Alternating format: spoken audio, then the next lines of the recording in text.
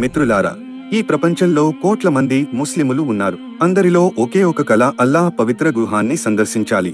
కానీ దానికి కావలసిన శక్తి, అవకాశాలు, ఆర్థిక స్థితి అందరికీ ఉండదు. కానీ నిస్వార్థమైన నియత్ ఉంటే అల్లాహ్ అనుకున్న వారిని ఏ మార్గంలో అయినా తన గృహానికి పిలుస్తాడు. ఈ వీడియోలో మీరు చూడబోయేది అలాంటి సంఘటనలే.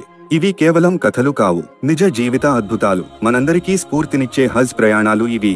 స్వచ్ఛమైన నియత్ ఉంటే ఆకాశం కూడా దారి ఇస్తుంది, భూమి కూడా మార్గం తెరుస్తుంది. ఈ వీడియోలో మనం ఈ సాధారణ వ్యక్తుల జీవితాల్లో అల్లాహ్ ఎలా అసాధ్యాన్ని సాధ్యంగా మార్చి హజ్ యాత్రకు మార్గం ఎలా తెరిచాడో తెలుసుకుందాం. హసన్ అబ్దుల్లా పశ్చిమ ఆఫ్రికాలోని ఘానాలోని ఓ చిన్న గ్రామానికి చెందిన సామాన్య వ్యక్తి. అతను చదువు రాదు, ఇంగ్లీష్ మాట్లాడలేడు, ఇంటర్నెట్ గురించి అసలు అవగాహన లేదు. కానీ అతని హృదయం మాత్రం స్వచ్ఛమైన విశ్వాసంతో నిండి ఉంది. ఎప్పుడో ఒక రోజు అల్లాహ్ నన్ను హజ్కు పిలుస్తాడు అనే ఆశతో ఉండేవాడు. హజ్ చేయడం అతని చిన్ననాటి కల. కానీ ఆ కలను నెరవేర్చే అవకాశం ఎంత దూరంలో ఉందో అతనికి తెలియదు. అయినా రోజూ నమాజ్ తరువాత, ఓ అల్లాహ్, నన్న నీ గృహాన్ని సందర్శించే అదృష్టాన్ని కల్పించు అని ప్రతిరోజు దువా చేశావాడు. అలా కొన్ని రోజుల తర్వాత ఒకరోజు టర్కీకి చెందిన టీఆర్టీ వరల్డ్ అనే వార్తా సంస్థకు చెందిన జర్నలిస్టులు ఆ ప్రాంతంలో ఓ డాక్యుమెంటరీ చిత్రీకరిస్తున్నారు. వారు వాడుతున్న డ్రోన్ కెమెరా హఠాత్తుగా సిగ్నల్ కోల్పోయి హసన్ ఇంటి పక్కన పడిపోయింది. హసన్ వెంటనే దాన్ని జాగ్రత్తగా తీసుకుని నిలబడ్డాడు. కొద్ది సమయానికే టర్కీ జర్నలిస్టులు అక్కడికి వచ్చారు. హసన్ వారిని చూసి చిరునవ్వుతో ఓ మాట అన్నాడు, మీ దగ్గర ఇంకా పెద్ద డ్రోన్ ఉందా?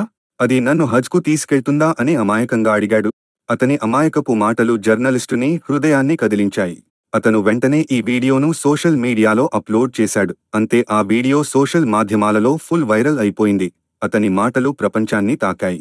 కొన్ని రోజుల్లోనే ఆ వీడియో కోట్ల మంది చూశారు. అందులో చాలామంది టర్కీ ప్రజలు కూడా ఉన్నారు.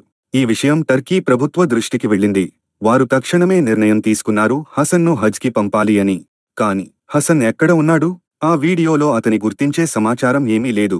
వెంటనే టర్కీ ప్రభుత్వం ఘానా పోలీసులకు సహకారం తీసుకుని గ్రామాలను తిరిగి హసన్ అబ్దుల్లాహ్ను గుర్తించారు. అతనికి పాస్పోర్ట్, హజ్ వీసా, టికెట్లు అన్ని ఏర్పాట్లు చేసి టర్కీ ప్రభుత్వం అతన్ని స్వయంగా హజ్ ప్రయాణానికి పంపించింది.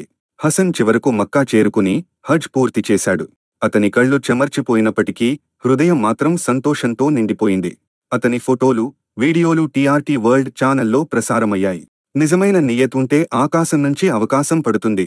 పేదతనాన్ని కాదు, మన నిజాయితీని, విశ్వాసాన్ని అల్లాహ్ చూస్తాడు. ఒక చిన్న మాట ప్రపంచాన్ని కదిలించవచ్చు.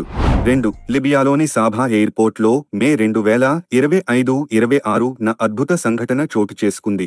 అమీర్ అనే వ్యక్తి లిబియా అనే దేశం నుండి హజ్ కోసం మక్కా బయలుదేరాడు. అతని పాస్పోర్టులో ఓ చిన్న పొరపాటు వల్ల సెక్యూరిటీ సిబ్బంది అతనిని విమానం ఎక్కకుండా ఆపివేశారు.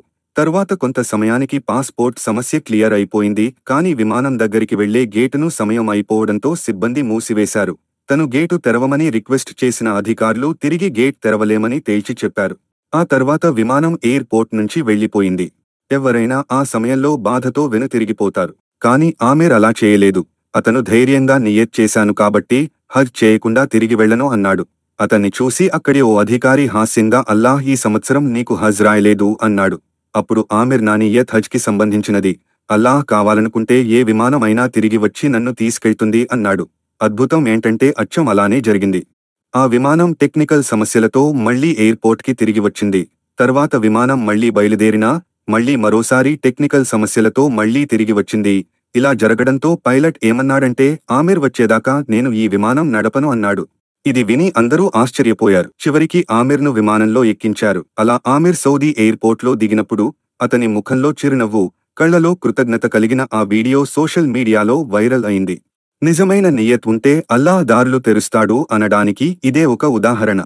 ఓ అల్లాహ్, మాకు హజ్ చేసే భాగ్యాన్ని, నీ పవిత్ర గృహాన్ని దర్శించే అదృష్టాన్ని ప్రసాదించుగాక. ఆమెన్.